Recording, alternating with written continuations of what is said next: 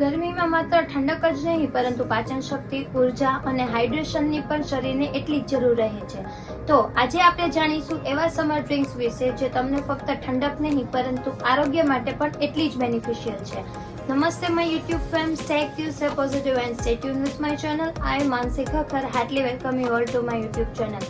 મારું કામ છે પૂરતા પ્રમાણમાં સાચી અને એવી સચોટ માહિતી પૂરી પાડવી જેનાથી તમે ફક્ત અંદરથી નહીં પરંતુ બહારથી પણ એટલા જ હેલ્ધી અને ફિટ રહી શકશો. હું શરૂઆત કરીશ આમ પન્નાથી, જે કાચી કેરીમાંથી બનાવવામાં આવે છે, જે તમને ફક્ત રિફ્રેશિંગ જ નહીં પરંતુ ગરમીની લૂથી પણ બચાવે છે. એમાં રહેલું હોય છે ભરપૂર પ્રમાણમાં વિટામિન સી અને તમને હાઇડ્રેશનની તકલીફથી પણ બચાવે.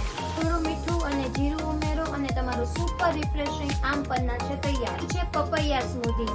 દહીં અથવા તો દૂધની સાથે બ્લેન્ડ કરીને પી શકો છો. જો થોડું વધારે ટેસ્ટી અને યમ્મી બનાવવું હોય તો એમાં તમે થોડી ખજૂર ઉમેરી શકો છો અથવા તો ડ્રાય ફ્રૂટ પણ તમારી આવશ્યકતા અનુસાર ઉમેરી શકો છો. હેલ્ધી યેટ સુપર એનર્જેટિક પપૈયા સ્મૂધી છે તૈયાર. ત્રીજું છે લસ્સી. દહીંથી બનેલી લસ્સી એ પ્રોબાયોટિક્સનો ઉત્તમ સ્ત્રોત છે. સ્વીટ અથવા તો તમારી ચોઈસ પ્રમાણે તમે બનાવી શકો. પાચન શક્તિ સુધરે છે, થાક ઉતારે છે, એનર્જી તો ભરપૂર પ્રમાણમાં આપે જ છે અને એમાં રહેલા હોય છે ગુડ બેક્ટેરિયા જે તમારા હાર્ટ, કિડની અને લીવરને પણ એકદમ મજબૂત રાખે છે. ચોથું છે જલજીરા ડ્રિંક. આ એક ગરમી માટે દેશી ઉપાય. પુદીનાના પત્તા, લીંબુ અને મીઠું તમારા સ્વાદ અનુસાર. પાચન શક્તિ સુધારે છે, તાજગી આપે છે. ખાસ કરીને જમ્યા પહેલા પીવાથી તો આના ઉત્તમ ફાયદાઓ તમને મળી રહે છે. પાંચમું, last but not the least, aloe vera juice. તમે ફક્ત આને સ્કિન માટે જ ઉપયોગમાં લેતા હશો, સાચું કીધું ને? પરંતુ આ પીવાથી એ તમારી સ્કિનને ઇન્ટરનલી પણ રિપેર કરે છે. અડધા કપમાં પાણી લઈ 1 ચમચી એલોવેરા જ્યુસ, એનો પલ્પ ઉમેરી શકો છો.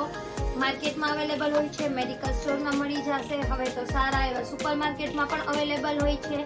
તો જલ્દીથી લઈ આવો અને તમારી સ્કિનને ઇન્ટરનલી રિપેર કરવાનું પણ ચાલુ કરી. આમાંથી તમારું ફેવરિટ ડ્રિંક કયું છે એ મને જરૂરથી નીચે કમેન્ટમાં જણાવજો. જો તમે મારી ચેનલ ઉપર નવા હોય તો જરૂરથી લાઈક, શેર અને સબસ્ક્રાઇબ કરજો આ ચેનલને. ફરી જલ્દીથી મળીશું. ત્યાં સુધી ઠંડા રહો અને ખુશખુશાલ રહો. I see you in the next vlog. Love you all.